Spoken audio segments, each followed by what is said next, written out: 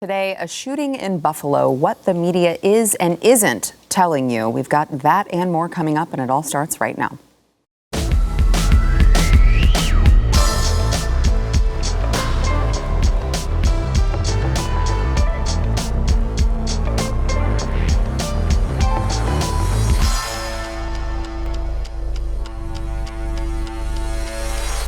Welcome to the news and why it matters. I am Sarah Gonzalez, and it is a Monday. We've got a lot to cover here.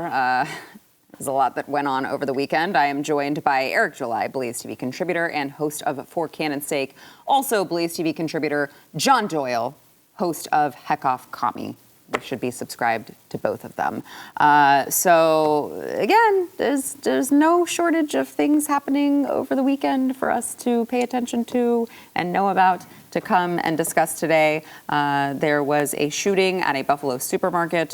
A white 18-year-old gunman allegedly carried out a racist attack at a supermarket in Buffalo, New York on Saturday. This killed 10 people and injured 3 others.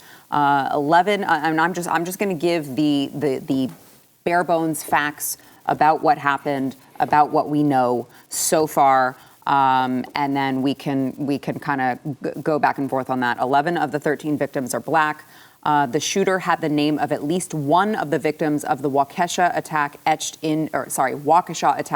into his gun, which was, for those of you who don't remember or can't recall, Waukesha was when a black man named Daryl Brooks drove through a Christmas parade, killing 6 people, and Brooks had a lot of black nationalist, BLM, anti-white social media posts.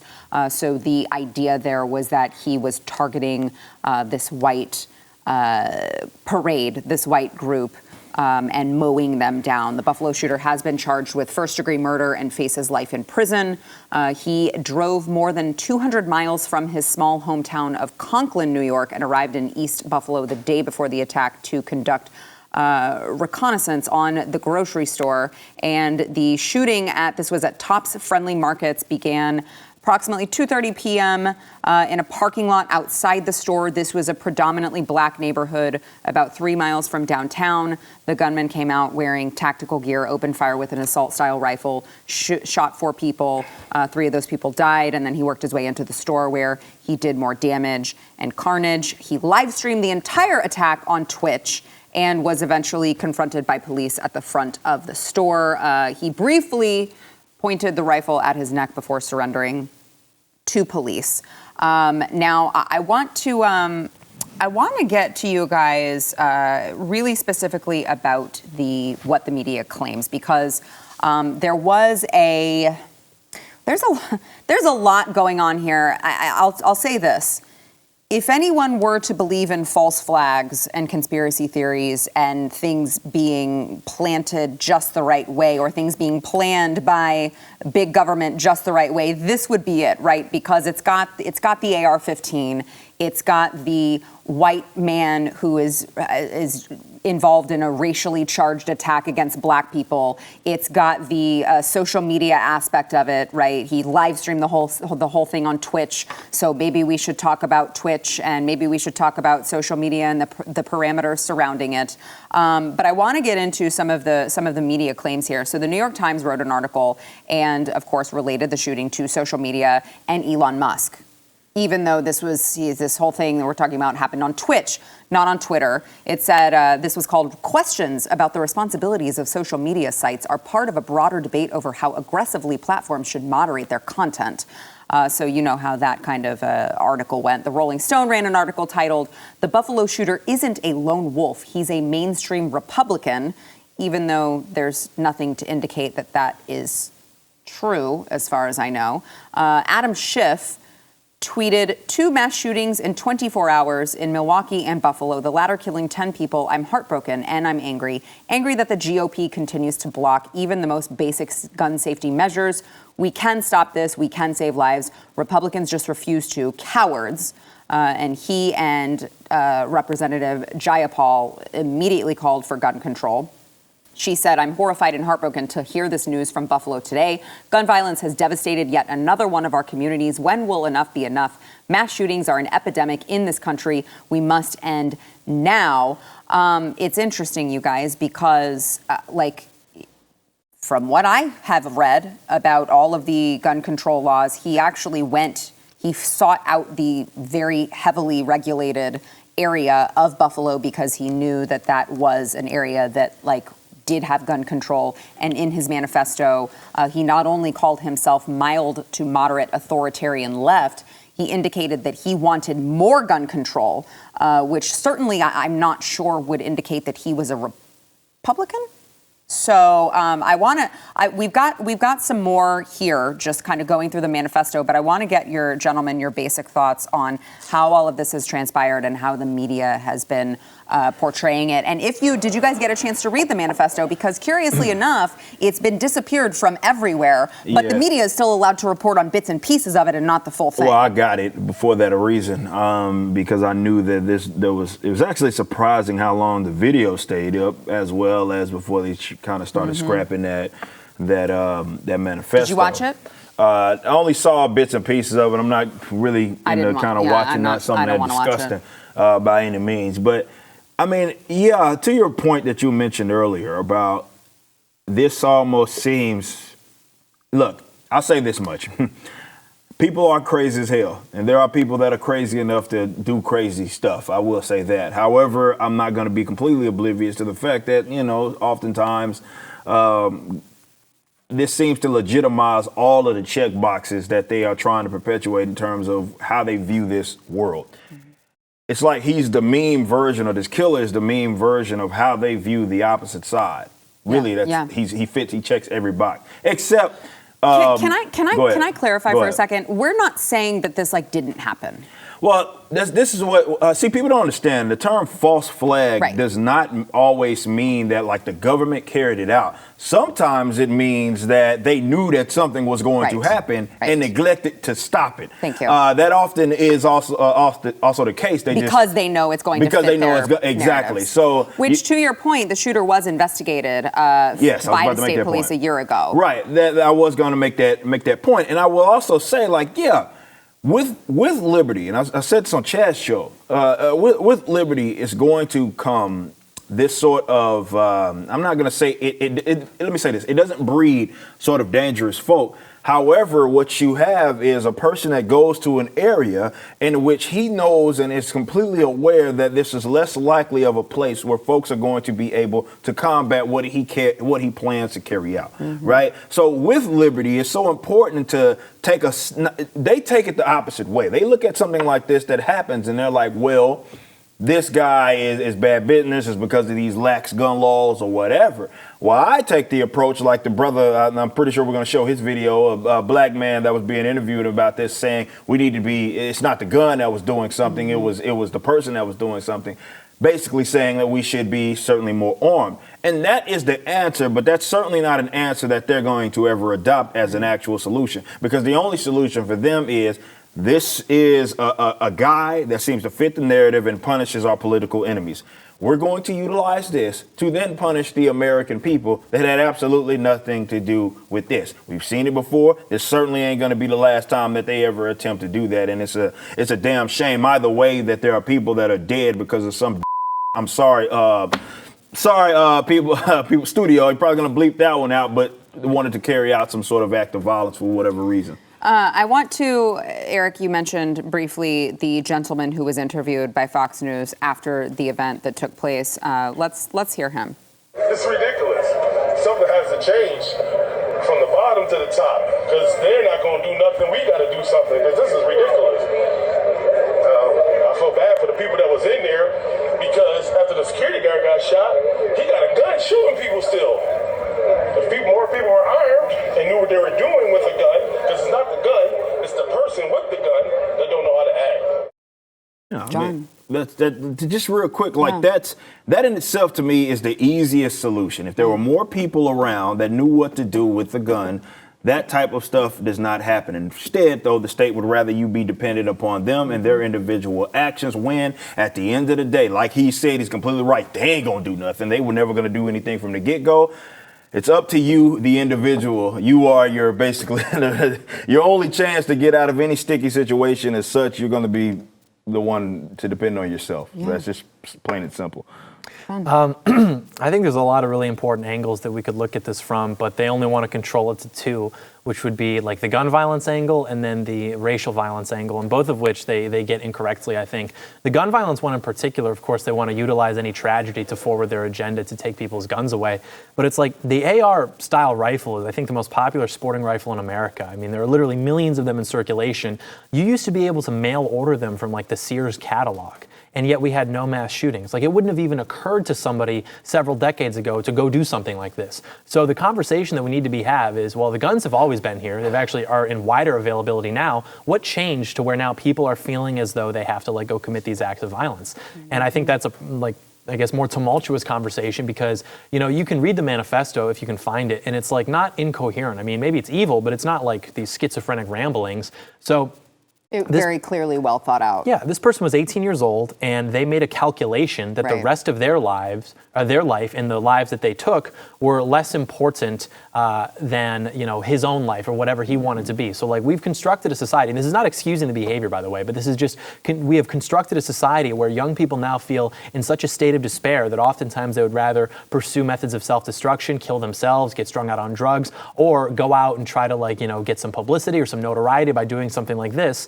Where they kill 10 people, injure like 3 more, something like that. And no one seems to want to have that conversation because that's like a, I guess, more nuanced political discussion. They'd rather use it to just take guns away.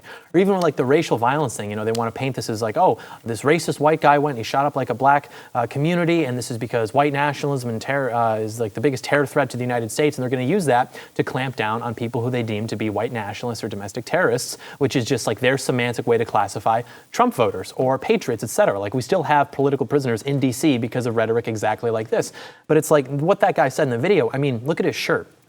Black King. Yeah. You couldn't see a guy wearing a shirt that says like White King, which is like, you know, pointing out the double standard, I guess, is lazy. But it's like, where is the racism coming from? I mean, and this is Black Americans per Rasmussen polling admit that they're the most racist demographic in the country. They say that 33% of them say that blacks are the most racist, followed by whites, Hispanics, and Asians, or whatever.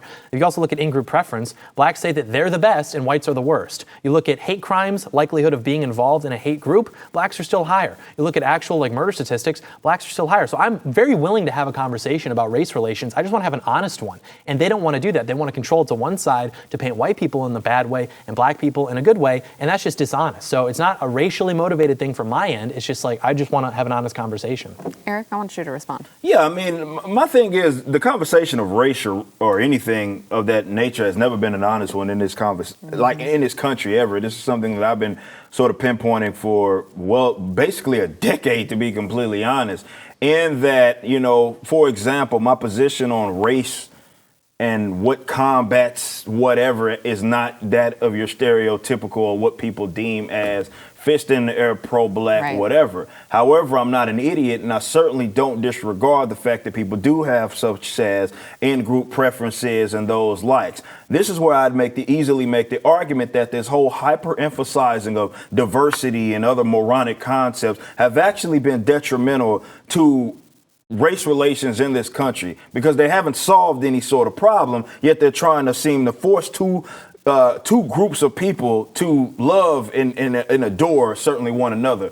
And you have kids, and you can imagine if you told them, they got into it, and you say, hey, look your sister or a little brother in the face and kiss them, they're going to be like, that's kind of what the conflict between white and black people in America certainly has been, where we can't have an actual honest conversation until some of the stuff that what John was mentioning, that's certainly correct. There is a double standard. You can ask your random black people. I've said this before, and I've gotten heat for it when I was like, it doesn't bother me that a white person or a person of European descent, for example, feels some kind of way about like themselves and their ilk. Right? That doesn't bother me certainly at all. I'm not losing any sleep. I'm not going to be foaming at the mouth. Or that white people prefers to be around other white people for the same reason, damn it, I wouldn't do it against someone that was black. However, we have taken that, and now it specifically means violence. So if you prefer this type of person, or prefer to be around some type of person, or you actually acknowledge demographics for what they are, that means that you hate that person or you despise that person.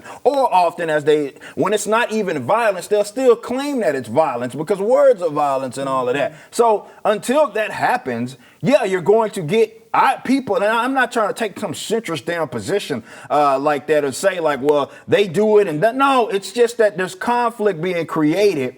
And to me, it's artificial and it's forced, and maybe it's something that is encouraged by the cabal or the cathedral or whatever, but we've never actually addressed this sort of problem. We have more people that are of either different ethnic makeups, different backgrounds, and though we seem to, we're more connected than what we've ever been, it seems that relations regarding race have moved the opposite way. When you think that, definitely as all of these idiots are in charge, it would move the way that we should be kumbaya, everything should be cohesive and all that. But that's not the case.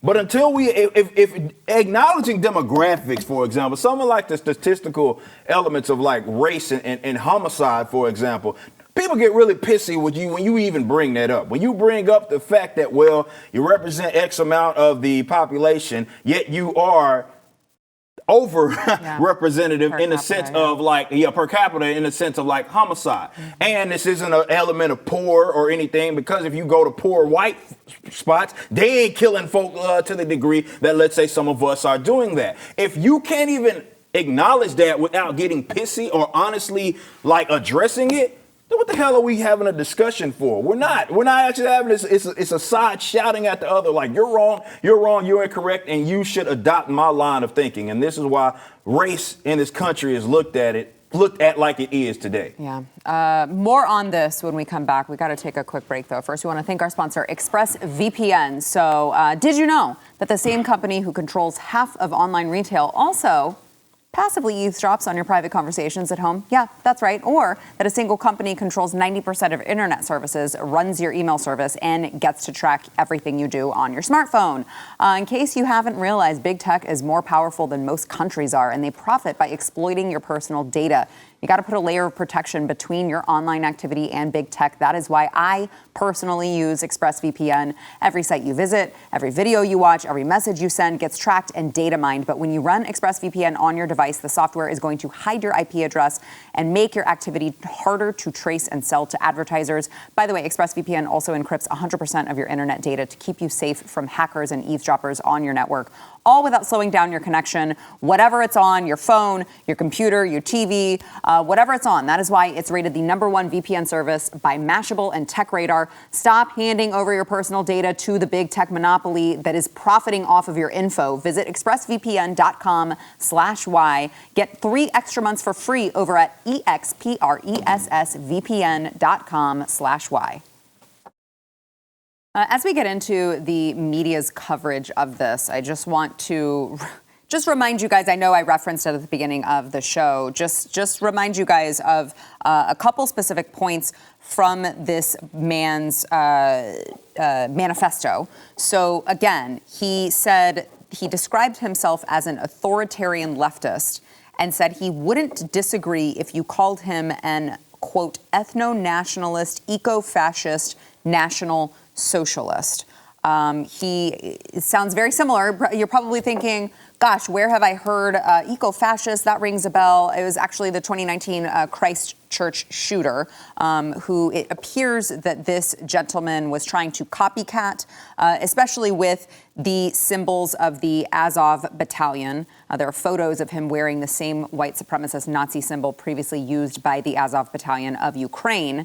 And the same symbol was in his manifesto, which is interesting because, this Azov battalion was incorporated into the Ukrainian National Guard, and Biden and Congress are trying to indirectly fund this particular neo-Nazi group with their $40 billion aid bill. Just a little fun fact to keep in mind as we're having this conversation. So Jim Acosta, let's go over to CNN, where Jim Acosta is, of course, blaming Fox News, the eco-fascist national socialists over at Fox News, blaming them for their white replacement theory because of what was written in this shooter's manifesto. Watch.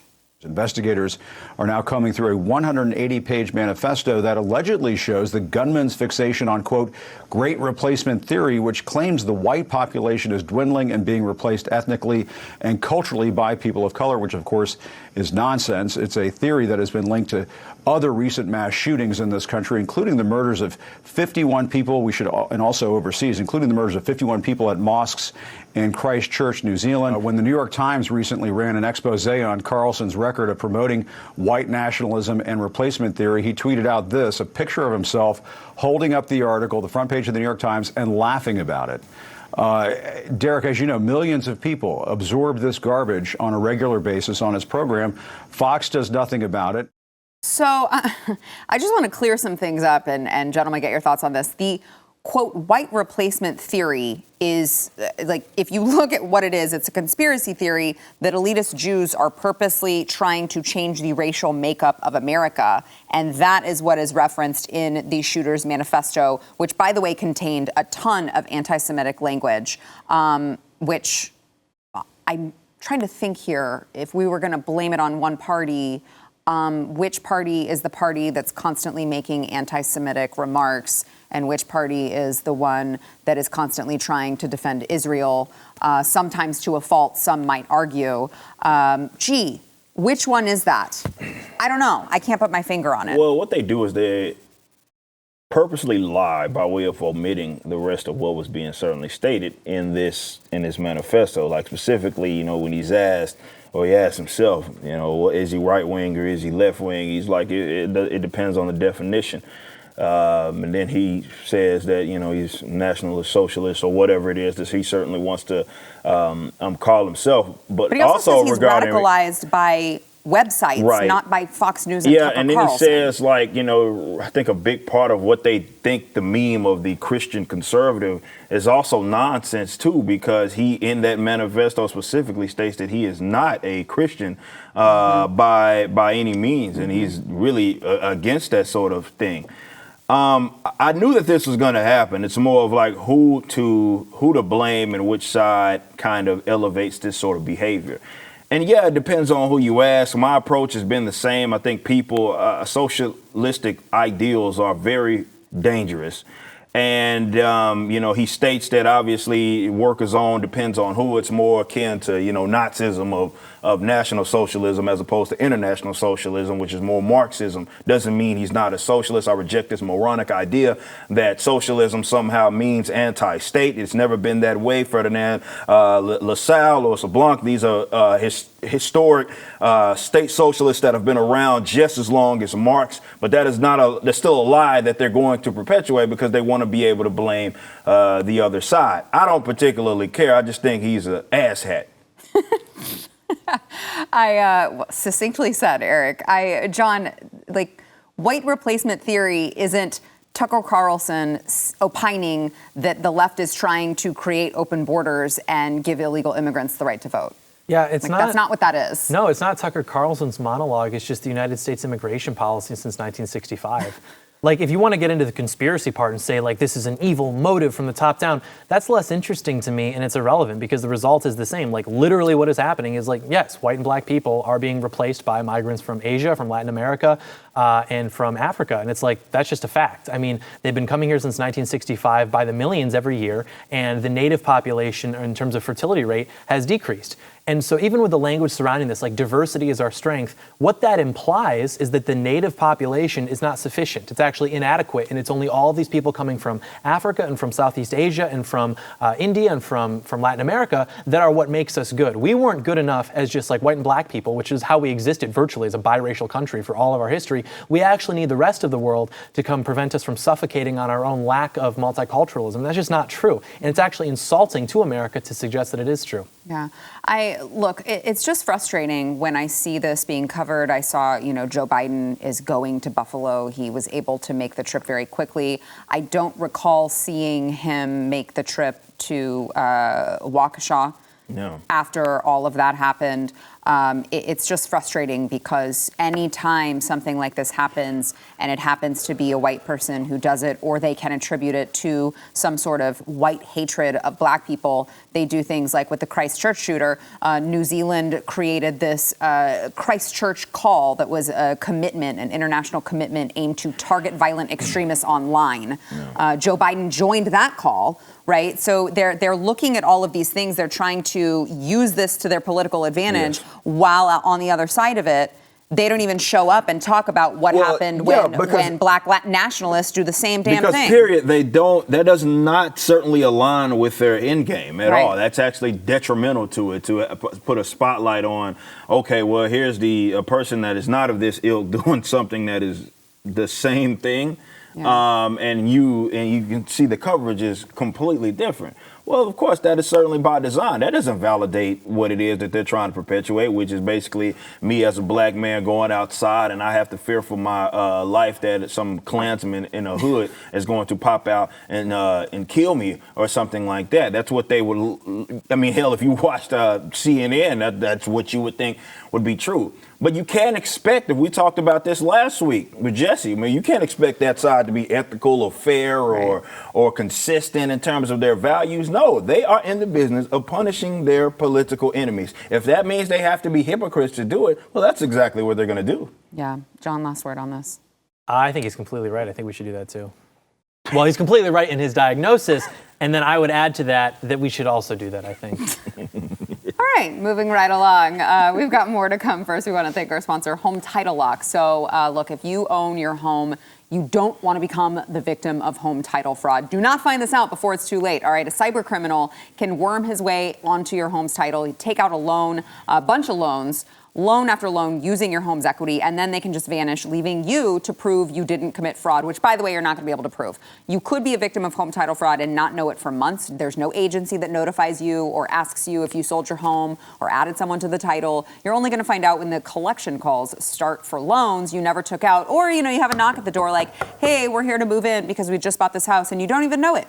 Nobody knows more about how to stop this crime than Home Title Lock. So you got to go to HometitleLock.com, read the testimonials from retired FBI agents and others. Then you can register your home address to see if you are already a victim. And when you protect your home, tell them I sent you for 30 days free. That is HometitleLock.com. Tell them Sarah sent you, HometitleLock.com.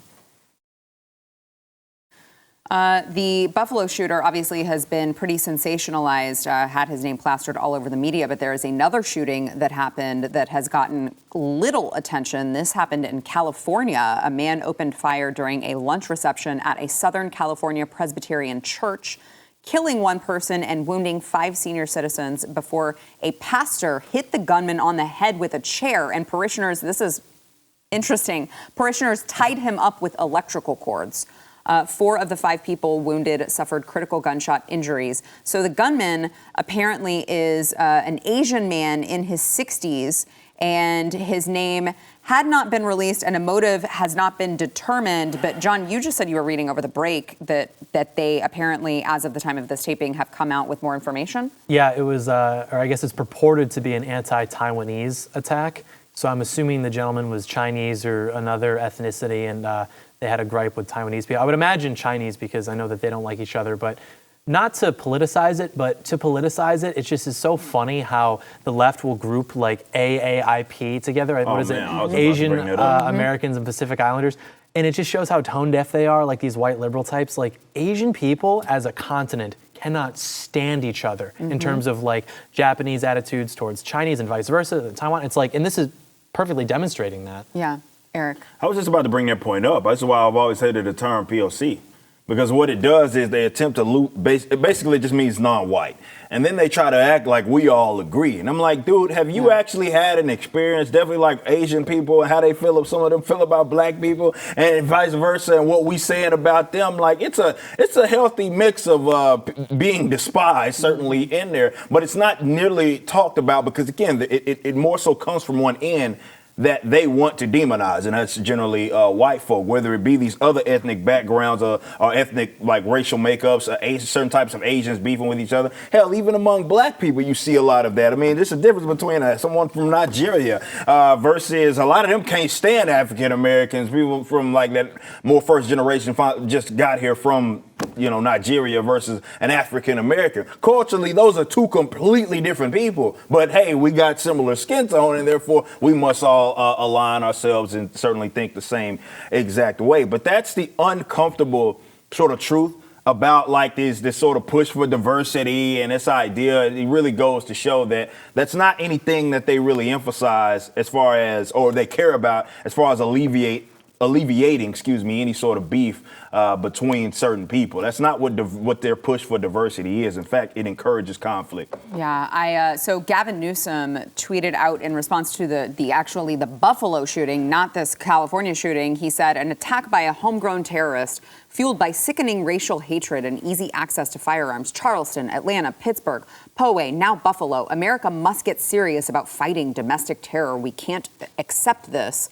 And then it was followed by for the office of the governor of California tweeted out, we're actively monitoring the situation, the shooting at a church in Laguna Woods, and working closely with local law enforcement. No one should have to fear going to their place of worship. Our thoughts are with the victims, community, and all of those impacted by this tragic event. It's just interesting because, like we talked about earlier in the program, the liberals, the left, are using this as an opportunity to call for stricter gun control. Can you get more strict than the states of California and New York? When you're talking about gun control measures, it's like, what do you guys think you're going to do? Make it doubly illegal? Because when a guy tried that in Texas back in 2019, I believe he was only able to kill one person before one of the volunteer men doing security just popped him, because here in Texas we carry, and it's like that at literally every church I've ever been to here. Everyone knows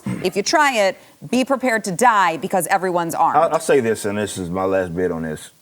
I do wish that a situation like this would cause folks that are, let's say, pro-gun rights to get on the offense instead of playing defense upon what the left does. And the left, they take a situation like this, they expect us to argue and gripe about it, and they want to then ban magazine capacity, certain types of weaponry.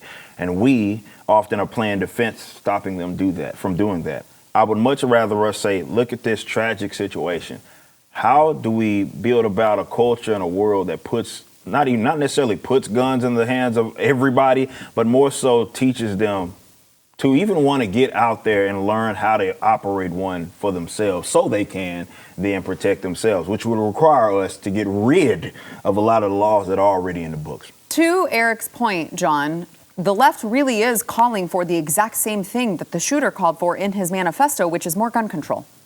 Yeah, and it's like... They agree with the shooter on that. That's interesting. Well, they're not motivated by, like, truth or reason, just, like, purely ideological motivation, which is why if you had an honest conversation, like we said, it's like, okay, well, if it's not even, like, a gun thing because we've already had the guns, well, if we try to take them away, why is it still happening? Like, the states, like you mentioned, with the strictest gun control in the country are the states where this is happening. And it's because if we had an honest conversation about what might compel somebody to throw their entire life away and do something so evil, if we start looking under those rugs, you would find that it's all of the changes that have been forced down from the top on the society by the left that have made people so isolated and so depressed. But they're, like I said, committed to that ideologically, so they don't want to address that. Yeah. All right, we have got more to come. We'll be right back.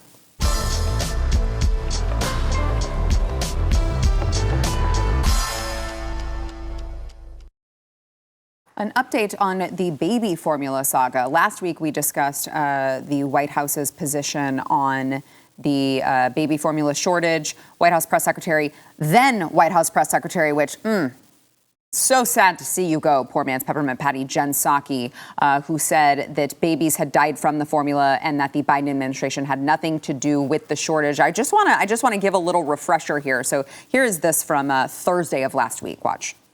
When will parents be able to get the formula they need? What is your best sense of when store shelves will be stocked again?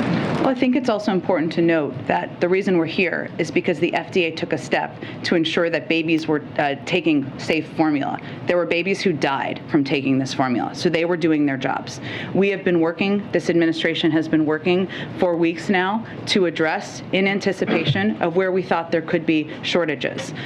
So interestingly enough, Abbott, the company Abbott Labs, is saying that this isn't actually true. The FDA announced on February 17th that a major Abbott nutrition plant in Michigan, which is responsible for producing like a ton of these particular baby formulas, was under investigation for links to bacterial outbreaks, including salmonella.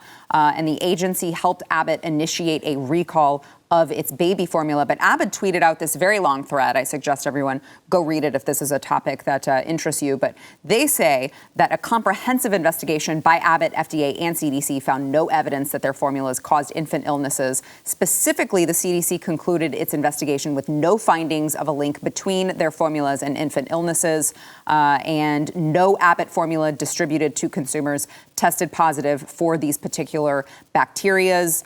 And the places at the facility where FDA inspectors found bacteria were not in contact with formula products. And genetic tests that were performed by the CDC determined that these particular Chronobacter strains in the facility did not match those which caused the infections. So there's that. So, which means basically that this is the CYA by way of the company saying, wait a minute, this kind of criminalizes us here, and like we had something to do with it, when in actuality you guys just came through, did what the bureaucrats usually do, added that layer of sort of regulation, and that is in itself why these aren't on the shelves. It's not necessarily our fault. Now, I hate to be cliche about, yeah, you get government involved, this is sort of what you get, but this is absolutely what you get, and I think this problem is going to be made even more of one because their solution is, of course, having them try to then more so regulate the end game here. And that is that, well, we're going to decide how much. It's more rationing. It's USSR style sort of determining. And if you actually want to talk about looking under the rug and seeing how there's only like 3 freaking companies that make this formula, and like all of them are subsidized by the state. It's very weird, but it doesn't. This particular industry is like one of the most heavily regulated industries. One of the most regulated industries in the country. But they're not going to say that had anything to do with what it is that we have right now, ever. Right. They'll never admit to that. Right, of course. Actually, I think maybe they'll just say it's Putin's fault. Yeah, as the resident breastfeeding expert, I would say that this is probably a good thing on the net. You know, when children are, you laugh. I didn't realize that about you, John. I told you, that's not true. I told you before the program started, Sarah. Don't be dishonest. I didn't realize that about you before this very day. Well, that's why I'm so intelligent, is because my mom cared about me, and so she breastfed me. And then when I was going through public school, she always packed my lunch so I wasn't eating poison. You know, I was mocked on pizza day, let me tell you, because I didn't get pizza. I didn't get the little chicken nuggets and hamburgers or whatever. You need to talk to my son. You need to tell him it's a good thing. It's going to be okay, because now everyone that I went to high school with is stupid, and I'm not. And it's because their moms hated them and packed their lunches, and so, or didn't pack their lunches, I should say. But it's true, like he mentioned, like these companies are heavily regulated. They're basically in bed with the government. And it's like, if you read the ingredients on the average formula, it's estrogens, it's so bad. Soy, so much seed oils. Yes. And it's like, what does that literally do to your baby's brain? Mm-hmm. It shrinks the amygdala, which is the part of the brain that is responsible for saying no. Mm-hmm. So if your brain is biologically less capable through this influence of saying no to things, the corporation likes it because it makes you more susceptible to buy into their advertisements. And of course, the state likes it because it makes you more susceptible to buy into their narratives. Now, again, you know, you can put the tinfoil hat on and say they're doing this intentionally. It would make sense that they're doing this intentionally, but even if that's ignored, it's still happening regardless. So yeah, feed your babies with your breast milk. I mean, if you don't have any, Sarah's got some for you. Well, it's funny that you say that, because it really is sad to me that in this country, so many people are just so used to women not breastfeeding anymore for convenience that, like, they think that I'm the weird one because I'm still nursing my toddler. I know. No, we are the most oppressed minority. You know, people, like, I'm not going to name names, laugh at me like I'm the weird one for caring about drinking breast milk when it's like a totally normal thing. No, so I totally get how you feel. You know, speaking of which, I think it's sad that American Beauty by Sarah is the only company under your belt. You need to start a separate line just for like your own breast milk. You can get like a delivery service, have a little glass bottle with like you on it, just like a thumbs up or anything. That'd be great. I'd like to see that. I don't know about that. I'll look into it. I feel like if they heavily regulate the baby formula industry, they're probably going to heavily regulate me and think about, shipping my breast milk in Think glass about why bottles. that is. The only threat to the establishment is suckle gang. The left fears this. The establishment fears this. They don't want your babies nourished. They don't want you as an adult nourished. That's why they regulate it. If you tried to start a business giving like marijuana to babies, they'd be like, yeah, they would subsidize that. But you trying to make babies healthy, they would kill your dog. They'd send the ATF after you. It would be a whole thing. Now, I mean, I do want to say, like, there are women who have certain conditions and just do not have the ability for whatever reason to produce breast milk. I know it's been, a lot of women, and they're very upset about it. I had a moment where we thought that we were going to have to put my baby on formula, and like I cried all night. I was sick to death about it. We didn't do it. He never drank an ounce of it, and I'm So very you're grateful acknowledging for that there's a market for this. There's increased demand. I'm not giving you the business loan. You don't need to pitch this to me. Okay, but I do want to point out, like, there are so many more cleaner formulas than what's in the United States located in Europe. Trust me, I know, I had to look them up, and they're very expensive to try to ship into the United States because the country makes it impossible because it's like black market baby formula. It's black market baby formula to try to get a cleaner, better formula for your infant. Yeah. You're not allowed to. No, this is why I think that definitely trade, of all things to talk about that may alleviate a lot of problems, even beef among different nations. I think trade is one of the more beautiful things. And I have a lot of powwows with conservatives about that because they use the term trade deficit, which is retarded. It's not a thing. No, it's not a thing, America.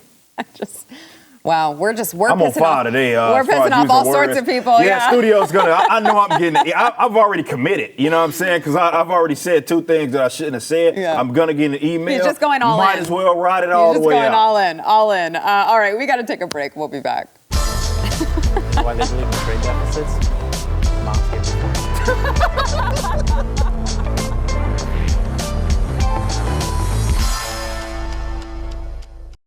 As I mentioned earlier, very, very upset that last Friday was Jen Psaki's last day. She has been replaced by former MSNBC contributor Jean-Pierre. So I guess they just did a little tradesies. MSNBC and the White House were like, we're just going to trade you for you. No, she actually was deputy press secretary before she got promoted. The New York Post put together a supercut of what we can expect from her going forward.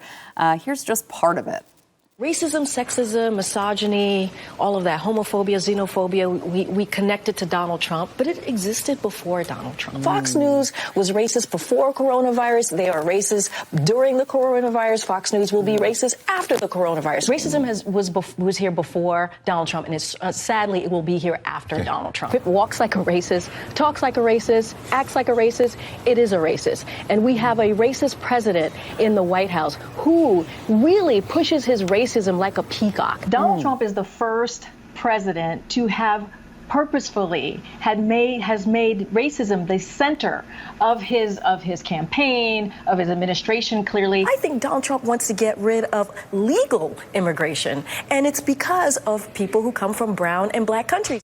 But did the racism exist before he came into office, and is it going to exist after he came into office? I'm unclear on that. Man, well, they sure pick them right, huh? MSNBC. And I don't even know what to say, but I expect them to, Ms. Low-hanging fruit. She checks all the boxes of what they were looking for. It's just the latest tokenization is what I call it. Redheads, they can't catch a break. Happens in all the media. Swapping them. You got Ariel. You got a couple of DC characters, Cyclone and them. They got replaced by a black person, and now Psaki. Yeah. Redheads can't catch a break, man. No, poor Psaki. That was affirmative action. Psaki's now out of a job. You're saying that the African American woman got the job because of affirmative action? I don't know. I'm just saying. I didn't hear a lot of insightful commentary coming from her. Well, I never really quite thought about it. Like, as a racist myself, I never really thought about the history and evolution of it. I just sort of. He's joking. Yeah, He's just joking. That's I a just joke. It's like what people say about chapstick when they're like, oh, if you use it, it actually makes your lips dry, so you buy more. It's like her complaining about racism. It's like, sweetheart, if there were no racism, you wouldn't have a job. Like, that's all you talk about. Like, so it's actually, she should be thanking people like me, because if it weren't for me, she wouldn't have anything to talk about. Well, that's like their ratings after Donald Trump. It's like, you guys only had ratings because Donald Trump was president, and you screwed yourself because now he's not. Obviously, the safest and most secure election, and no one watches you. So, by the way, make sure that you go and subscribe to Audio Podcast, leave a review, and tell them all that don't get Eric in trouble. Yeah. Don't get Eric in trouble for saying bad things. That's right.